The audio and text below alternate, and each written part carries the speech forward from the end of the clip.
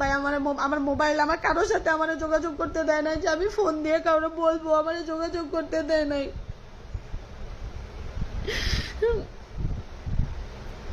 ওদের কি প্ল্যান ছিল আসলে আপু, ওদের ভিউজ ডাউন হয়ে গেছিল, সতীন ছাড়া ভিউজ ডাউন হয়ে গেছিল। আখি আপুকে বারবার করে নেওয়ার চেষ্টা করতেছে, আখি আপু যাচ্ছে না। আখি আপু কেন যাচ্ছে না? ভিউজ হচ্ছে না, ওদের রিচ কমে গেছে, যার কারণে আহাত পাগলামি করে ওর মেয়ে খুঁজতেছিল, যে কোনো লেভেলের মেয়ে হলে ওদের চলে। আমার ইয়াতে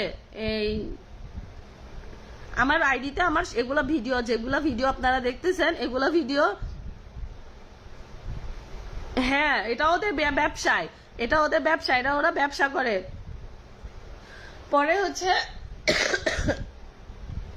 ওরা আমারে আপনাদেরকে জানানোর আমি জানায় নিছি, ভিডিও করার আগে ওরা আমাকে যা যা বলতে বলছে আমি যদি হচ্ছে আমার ছেলেকে আমার ছেলে যদি বাঁচাইতে চাই, তাহলে ওরা যা যা আমাকে বলবে আমি তাই যেন হচ্ছে ভিডিওতে বলি।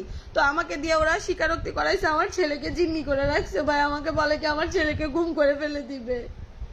আমি এতিম, আমার ছেলে এতিম দেখে আমাদের পাশে কেউ নাই দেখে নিয়ে ওরা আমার দুজনটা সারাটা রাত এরকম নির্যাতন করছে। আমার বাচ্চাটা এখন পর্যন্ত বাথরুমে যাইতে ভয় পাইতেছে, বলতেছে মা বাথরুমে যাবো না, ওরা আমার মাইরা ফেলবো। আমারে ওরা ভয় দেখাইছে, ভয় দেখায় ভিডিও করে নিছে, যে আমি যদি মুখ খুলি, আমি যদি কোনো কথা বলি 999 কল দিতেন। আপু 999 কেমন করে কল দিব? আমার ফোন ওরা রেখে দিছিল ঘরের মধ্যে, 3টা ছেলে পাহারায় রাখছিল। তিশা বলছে কি যে ওরা ঘরের মধ্যে আর রাখতেন, ওর দেখবি ওর কাছে কোনো ফোন আছে কিনা। আমার কাছে কোনো ফোন ছিল না, আমার যে মেন ফোন ওইটা হচ্ছে তিশা কেড়ে নিছিল। আমি 999 কেমন করে ফোন দিতাম?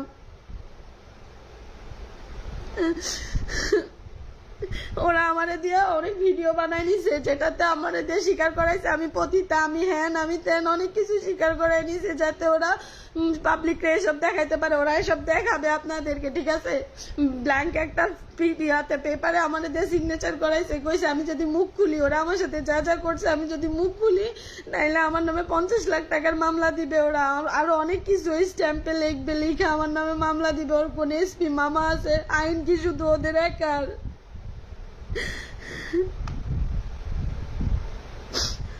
ফেসবুকে পরিচয় আপু, আমি শুধু একটা ভয়ে আছি, ওরা আমার যে কোনো মুহূর্তে আমার ক্ষতি করে ফেলে দিবে, আমার ছেলের ক্ষতি করে ফেলে দিবে। এই জন্য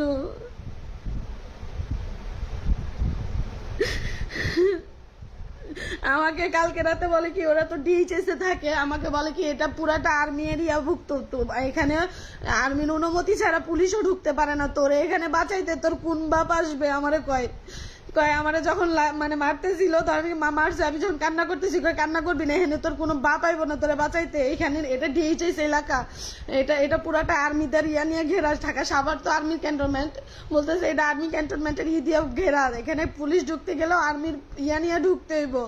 তোর কোন বাপ বাঁচাইতে হইব? আমার কথা হইলো তুই একটা মেয়ে, তুই কিভাবে আমার সারাটা রাত এভাবে মানসিক টর্চারিংটা করলি?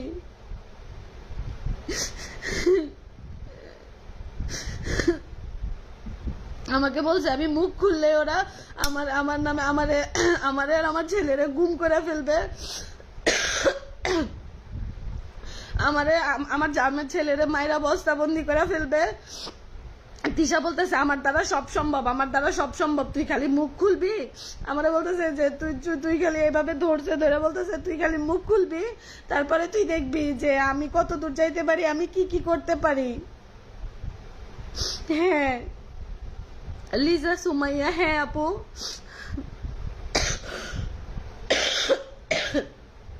আপনারা আমার একটু সাহায্য করেন। আমি একটা জব করতাম এখানে, ঠিক আছে? আমাদের কথা, আমি সেই জবটা ছেড়ে চলে গেছি, আমি যে বাসায় ভাড়া থাকতাম আমি সেই বাসাটা ছেড়ে চলে গেছি। এখন আমি আছি আমার বান্ধবীর বাসায়, আমার কাছে খাওয়ার মতন টাকা নেই। আমি যে বাসা ভাড়া নিবো, আমার কাছে বাসা পর্যন্ত নাই। ওরা আমার এই অবস্থায় বাসা থেকে বের করছে। আপু রাইট নাও পাশে যে কোনো থানায় যান, পূর্ণ নির্যাতনের মামলা দেন, যে কোনো টাইমে কিছু করতে পারে। আর খুব ডেঞ্জারাস আপু। রাইট নাও 999-এ কল দেন, ওরা কি করতে পারে আপনার কল্পনাতেও নাই, জানি আপু।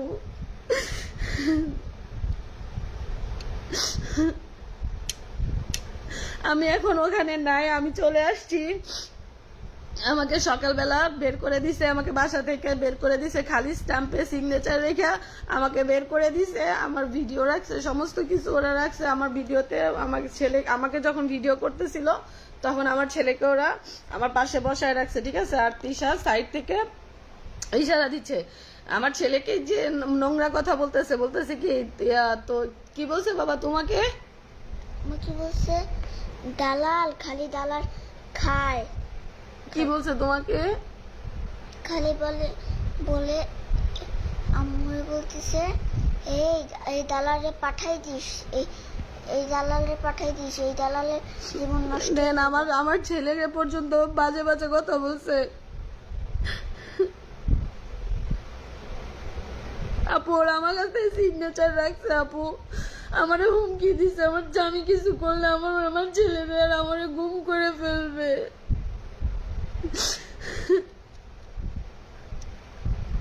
আপু কান্না করে না, আপু কান্না করতেছি না, আমার ভয়ে কান্না আসতেছে। আমি জানি না লাইভ করার পরে আমার আইডিটারে খুঁজে পাওয়া যাবে কিনা, বা আমার ছেলেরা খুঁজে পাওয়া যাবে কিনা, আমি জানি না।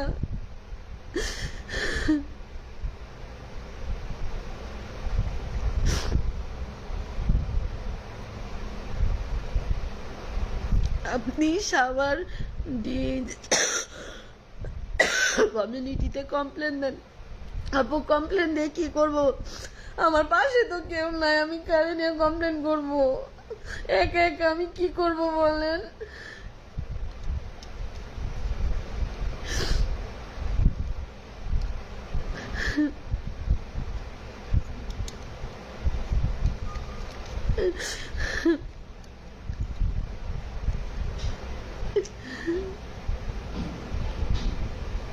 আবার আমাকে বলছে যে আমার সাথে যদি কেউ যোগাযোগ করার চেষ্টা করে, আমারে যদি কেউ হেল্প করার চেষ্টা করে, আমি যদি মুখ খুলি তাইলে আমার অবস্থা খারাপ করবে, আমার বাচ্চা ভিডিও ছাড়বে, দেন এসব পর্যন্ত বলছে।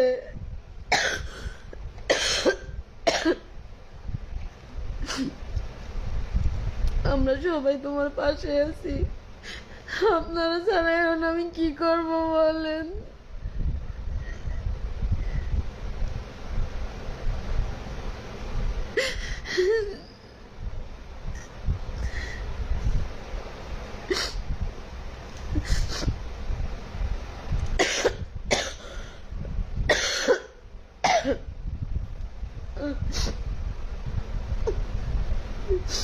আমার বাচ্চাটা এখনো ভয় পেয়ে আছে, বাথরুমে যাইতে পারতেছে না, কয় ওরা আমার মারবে আম্মু, ওরা আমার মারবে, কালকে আমার সামনে আটকে রাখছে, ওরা আমার মারবে। ওরে কে ছেড়ে দিবে আপু বলেন? ওরা যেভাবে মানুষের জিম্মি করে ভিডিও করে রাখছে, ওরা আমার বিপদে ফেলাবে, ওরা আমার গুম করে ফেলে দিবে। আমি আপনাদের সবাইকে জানাইলাম।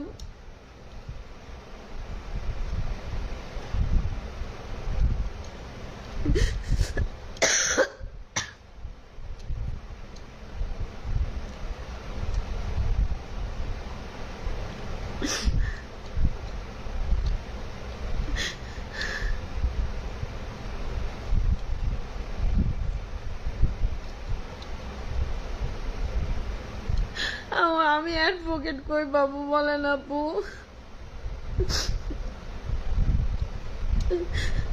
আমার ফোনে যা যা ছিল, কালকে আমার ফোন সারা রাত ওদের কাছে ছিল, মানে আমার ফোনে যা যা ছিল সবকিছু ওরা ডিলিট করে দিছে, ঠিক আছে। যা যা প্রমাণ ছিল হাতের সাথে, আমার যে টেক্সট ছিল, কথাবার্তা ছিল, ওগুলো সবকিছু ডিলিট করে দিছে ওরা। ওরা আমারে বাঁচতে দিবে না, আমার ছেলেটারে বাঁচতে দিবে না।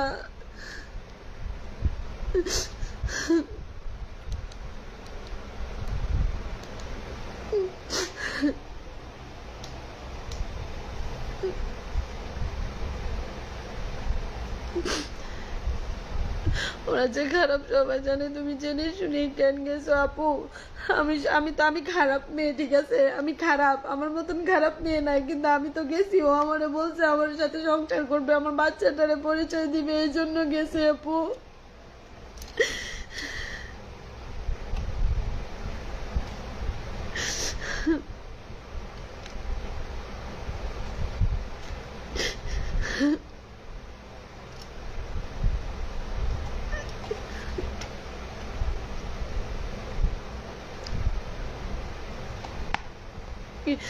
ওরা ডিজেছে কোন কত নাম্বার রোডে থাকে আপু? ওরা ডিজেছে থাকে, গাড়ি ঢুকছে রাত, আমি যখন গেছি তখন, আমাকে যখন নিয়ে গেছে তখন রাত্রে, আমি ওটা দেখি নাই, আমি 2 নাম্বার গেট দিয়ে ঢুকছি, ঠিক আছে। তারপরে বের হওয়ার সময় আমি 2 নাম্বার গেট দিয়ে বের হয়েছি। আমি যেদিন গেছি ওই দিনের পর থেকে তো আর বের হতে দেয় নাই আমাকে। তারপর থেকে তো টর্চারিং শুরু, তিশার মানসিক টর্চারিং শুরু। আহাদের কালকে রাতে আহাদ মারধর করছে, ঠিক আছে। আমাকে দিয়ে ভিডিও বানাই নিছে, নিয়ে বলাইছে যে আমি পতিতা, আমি খানকি, আমি এসব করে বেড়াতাম। আহাদ এসব কিছুই জানতো না, এসব বলাইছে। আজকে সকালেও এসব বলাইছে।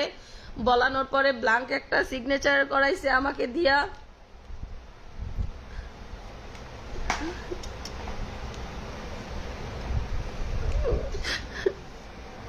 আমাকে কিচ্ছু হইব না বাবা।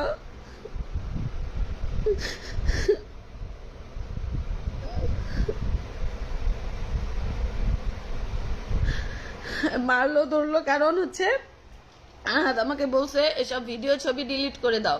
আমি দিছি, ঠিক আছে। এখন এগুলো মানুষের কাছে থাইকা গেছে, আমি তো আর ওইটা জানি না, ঠিক আছে।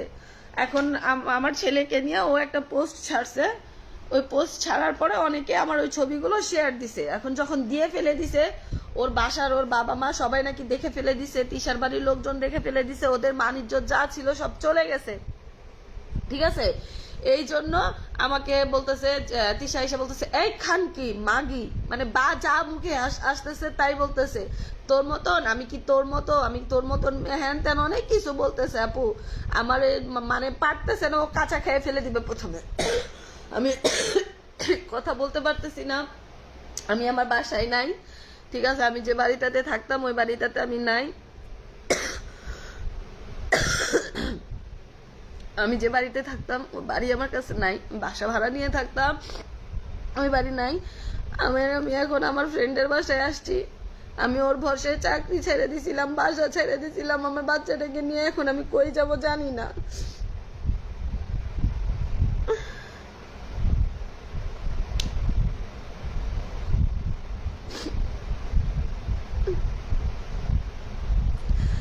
আপনাদের কাছে আমার যেটা বলার ছিল এটাই যে ওরা আমাকে দিয়া ভিডিও করায় নিছে, আমি কথা বলতে পারতেছি না, আমার শরীরে অনেক ব্যথা মারছে, আমার শরীরে ব্যথা।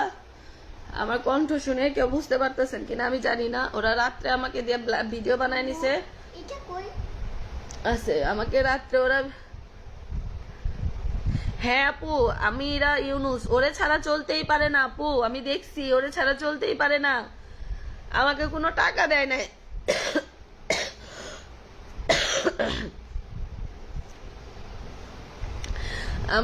আমাকে কোনো টাকা পয়সা ওরা দেয় নাই আপু। আমাকে দিয়া ওরা ভিডিও করায় নিছে, ভিডিওতে আমাকে যা যা বলাইতে বলছে আমি তা আমার ছেলেকে তখন ওরা আটকে রাখছিল, তখন কি বলবো, তাই আমাকে যা বলাইছে আমি তাই বলছি। সকালবেলা আমাকে যা বলাইছে তাই বলছি, আমাকে দিয়ে সিগনেচার করাইছে, আমাকে দিয়ে মানে আমার ভিডিওতে আমার ফেস এক্সপ্রেশন দেখলে আপনারা বুঝতে পারবেন যে আমি কতটা ভয়ে ছিলাম, ঠিক আছে। আমাকে দিয়ে বলাইছে যে তুমি যে খারাপ, তুমি যে এগুলা কাজ করতে আমি কি জানতাম। ও আগেই তো আমাকে বলাই নিছে, বলছে যে আমি যা যা বলবো সব সব অস্বীকার করবি, তুই করে বলতেছিস সব অস্বীকার করবি। পরে বলতেছে যে আমি কি জানতাম যে তুই হচ্ছে পারে এসব তুমি এসব করো করে বেড়াও। আমি বলছি না, তখন আমার ছেলে আমার সামনে বসা, ঠিক আছে, না হলে আমাকে গেট দিয়ে বের হতে দিবে না। সামনে হচ্ছে ইরফান, তারপর আরো 2 জন, তিশা সোফায় শুয়া, ওর ভাইয়ের বউ, ওর ভাই, ওরা সবাই অতগুলা। তো হচ্ছে আমাকে বলতেছে যে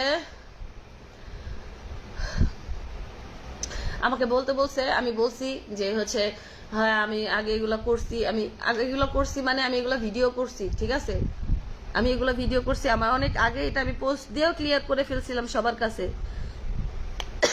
আমি এটা পোস্ট দিয়ে সবার কাছে ক্লিয়ার করছিলাম যে আমি যা করছি ভুল করছি, আমাকে আপনারা মাফ করে দিয়েন। ইরফান তো একটা মাইক গে। হ্যাঁ আপু,